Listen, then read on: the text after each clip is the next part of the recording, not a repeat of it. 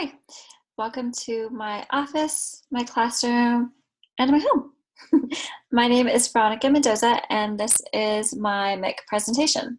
I'm currently a teacher at Mountain Vista High School, where I'm the RSP and the SDC teacher. I run the reading lab, and I collab in math. I have a degree in psychology. I minored in sociology, both at National University, and last year I earned my prelim and preliminary credential in education specialist as an education specialist, mild to moderate at Fresno State. Wow, couldn't get that out. A little background: I was born and raised in Madera. I've worked for Madera Unified since 2002, so as a paraprofessional and now as a teacher.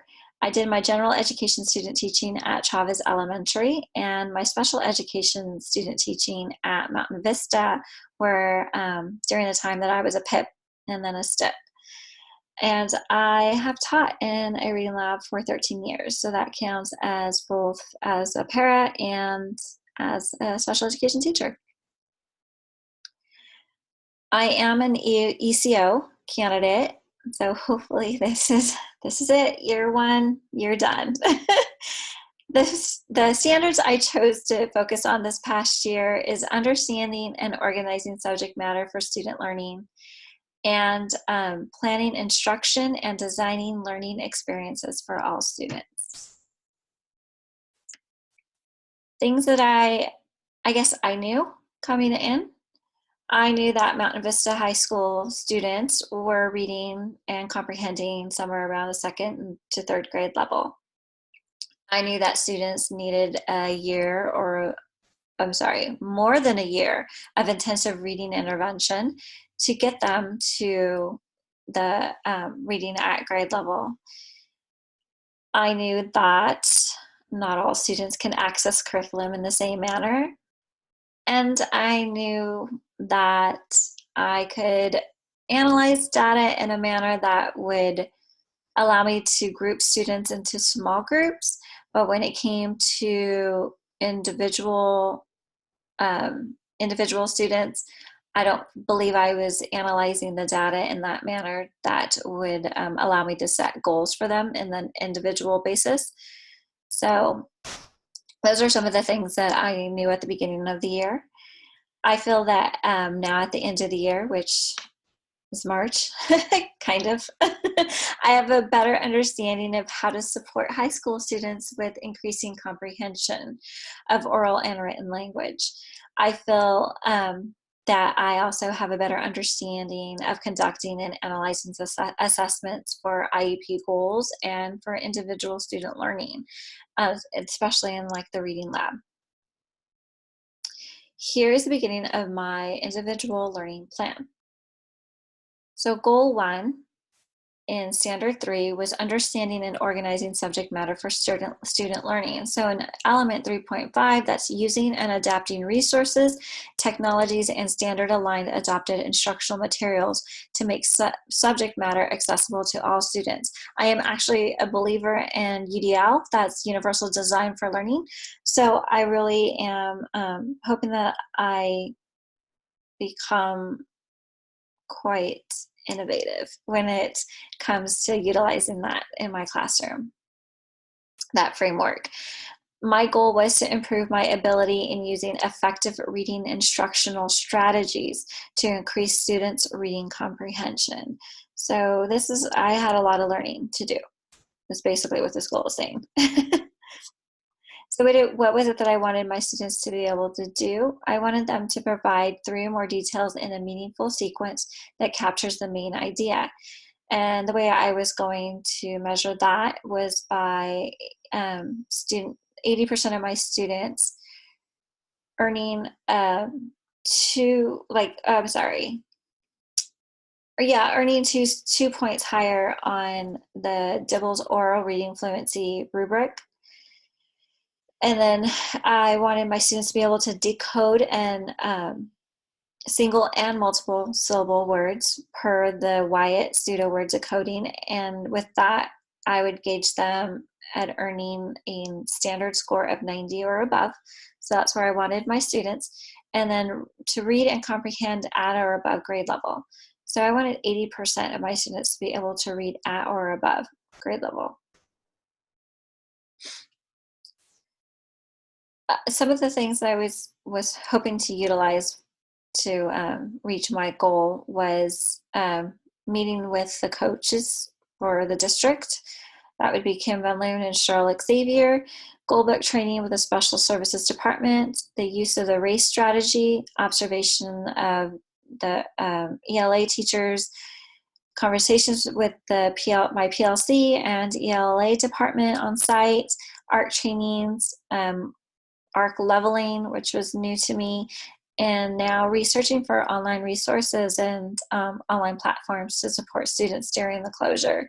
So that's not just like Zoom, but how is I going to utilize ARC, and how is I still going to be able to teach them? And it's been pretty amazing that ARC has actually supplied all of that online, so that learning can still go on.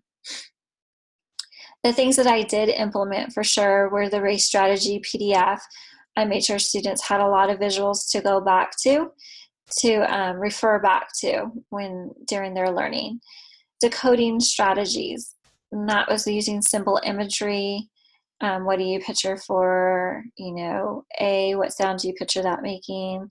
Things like that is recalling a lot of visualization. And the same as for visualizing and verbalizing, which is another Linda Maid-Bell strategy. Front load of vocabulary, context clues. Again, it was another PDF that students could refer back to. Compare and contrasting, so Venn diagrams, so using it as a graphic organizer so students can keep their ideas in one spot and refer back to it. The annotation of text to help with the scaffolding. This is what this word means. Oh, at this point, this is what we were thinking, or what I was thinking. I wanted students to, and they did, practice inferencing and making predictions and activating prior knowledge. Some of that higher order of thinking.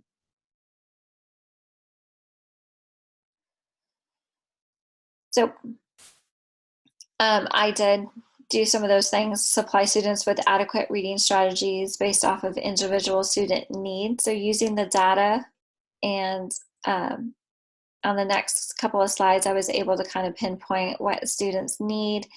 And as far as paying attention to what some of the students, other deficits are they visually impaired? Do they have visual processing or auditory processing disorders, things of that nature? I do have 3 focus students that I wanted to share. I had 2 females and 1 male. All 3 have specific learning disabilities. 2 are in 12th grade, 1 is a 10th grade. All 3 have auditory processing deficits, reading comprehension deficits, and math deficits. 2 are ELs, and 1 is RFET, and 1 also has a visual processing disorder. The assessments that I utilized during this for both goals is the Wyatt pseudo decoding, which is it's a decoding test.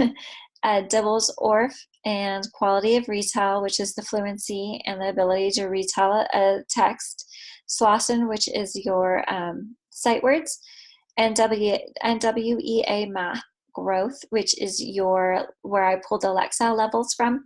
The core reading maze comprehension was kind of a gauge as to whether these students should receive the full battery to enter the reading lab. So this was kind of like my pre-screen. And then my ARC leveling, which was, and we transitioned to ARC in the middle of this school year.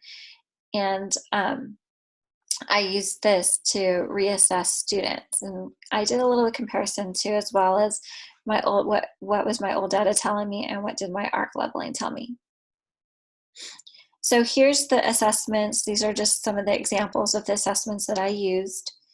And here's some of the work samples that I've used, as well as here's what I used to develop vocabulary. So this is my exact procedure. Restating the question, my race PDF. This is an example of a student utilizing the race strategy. how we would practice using context clues. This is only one example. Again, writing using the RACE strategy, and this is my learning and their learning. I developed this to as an assignment for theme. Here on the next couple of slides, we have my data. There's quite a bit of it, and I did use it for both goals. So I'll go over it here and then kind of skip through on the second goal. But my pseudo decoding, you can see here that this is the standard score, and then this is the grade level. I decided to do it in both manners because standard score means a lot to me as a SPED teacher, but to most people, they like to see the grade level.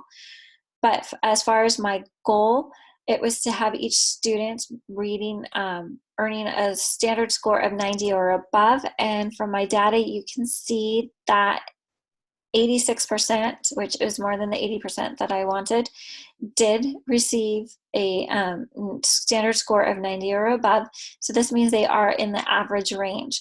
And so I did manage to get all students to decode, or I should say all, I'm sorry, with the exception of some, but to decode it in the average range. But you can kind of see that we either stayed or we increased in levels.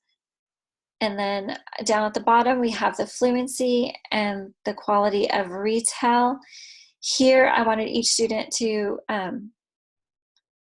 increase by 2, or 80% to increase by 2 points. Although that didn't happen, and I only had 2 students reach that goal, each student did show some kind of improvement.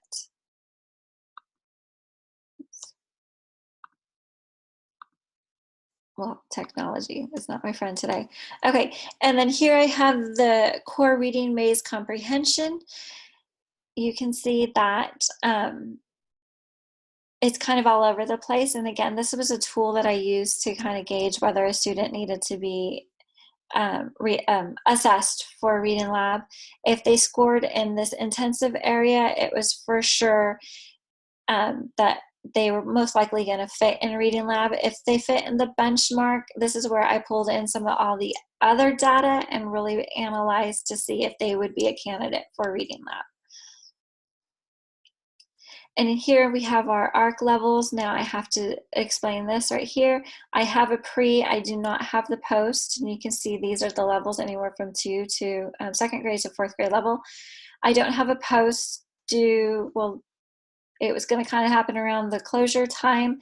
And although we have the capabilities of doing it online, I feel like they wouldn't be viable data due to a plethora of reasons, but mostly students are not in the right state of mind. Most of our students are worried about, getting food, or parents working or not working, or moving. So there's a lot of worries. I don't believe they would be viable data. Here is just a quick rundown again of all of my goals that I did or did not master or meet. And it's broken down by class, ELs, special education, and focus students. And we did, as a class, meet the first goal of decoding with 86% of the class. My second goal is the planning, instruction, and designing learning experiences for all students. That's establishing and articulating goals for student learning. My goal was to improve my ability to analyze reading lab student achievement data to establish individualized learning, IEP goals, and objectives to support student needs. I wanted them to meet their annual goals with at least 80% accuracy. And again, some of the same pathways that I took for my first goal, but that was utilizing my district area coaches, district academic coaches, attending trainings, those especially with special services, and analyzing student work, analyzing student assessments, art trainings, art assessment trainings, and doing some reading of my own on formative assessments. And then I would use formative assessments in the classroom, frequent checking for understandings, exit tickets, pair shares, teacher questions. I use standardized assessments and the WJ4 test of achievements, that's more geared towards special education, and any other standardized assessments. But I did pull all that data to create goals for students, both in Reading Lab and those on an IEP. By collecting and analyzing data from several areas of assessment, students will be able to meet, again, with 80% their IEP goals. Now, I thought it was important that you understand where my class is, or like what it consists of. It's me and one para and 7 students, 4 girls, 3 boys, 4 ELLs, 2 RFEP students, and 1 EO. And here's the focus students, which I will be focusing more on in this goal. A description of the assessments. Here's my graphics for some of the assessments that I use. This is how I tracked conferencing schedules, how I kept their individual goals and progress monitored and recorded here, as well as on the online platform. And the data is the same as before. I use the same sets of data. And here is just my focus students, where I'm just going to go over one student and how I used her data. Her data shows that she's in pseudo, low in pseudo, so low in decoding, low in Slauson. This is really low considering that 90 to 110, because these are standard scores. 90 to 110 is average, and she is well below average. She's very low. She's reading 43 correct words per minute and has a quality retell score of 2, which she has been in Reading Lab for 5 months, whereas someone who's been in 18 months now reads on grade level, has a quality retell of 3, and has improved in every area. And this is 18 months. And if you kind of look over here, it's kind of funny to kind of see how they all play out here. But it's 5, 12, and 18 months. So my focus students, the first one did not meet her goals at all. The second student reads on grade level and met his vocabulary goal, but did not meet the comprehension goal. And student number 3 met the goal of reading on grade level and progressing towards using grade appropriate vocabulary. The student did not meet the comprehension goal. So we got to celebrate some of the small victories of some of the goals that they did meet. And there is just a huge importance of really making sure that you're creating goals that are appropriate for students. And, you know, that is one thing that I know I can always get better at. So in each of my areas that of focus on my standards, I feel that I went from applying to integrating, because I do feel that I have grown as a teacher as far as stepping outside my box. And I've learned as far as, like, you know, organizing my understanding and organizing subject matter, that I've really been forced to step out of my box and really pull in different aspects of ELA to use in the Reading Lab, I guess you can say, because I was so stuck on Linda Mood Bell that I was actually now able to teach theme. I can teach theme. I didn't know how to do that before. So I feel like I am integrating that more now. I'm more self-aware of that. And then as far as planning instruction and designing learning experiences for all students, I feel like that is also something that I've become better at, as far as really focusing on the student as an individual rather than grouping them as, I shouldn't say a whole, because it was still small. So it was smaller groups, but still grouping them with others. But now I'm focusing on their individual needs, and in the classroom being able to really support their needs. And so I think I'm really starting to integrate that as well. And what are my next steps?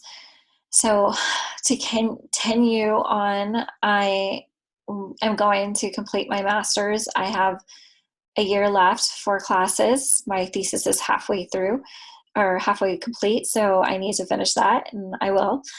I'm going to continue my training in the ARC reading program. I feel like I still have a lot to learn, and that learning is continuing even during school closure as we have PDs at least once a week. The ARC program has been wonderful in keeping us updated and keeping us going and learning. I'm going to focus on improving the special education program at Mountain Vista. So as the only teacher next year on campus, or special education teacher on campus, I'm really excited to be able to build a program that I see fits Mountain Vista. We continue to work as a member of the PBIS behavior support team, and I feel like in my background in psychology, like that's just, it's exciting to me. So I'm really looking forward to continuing that work.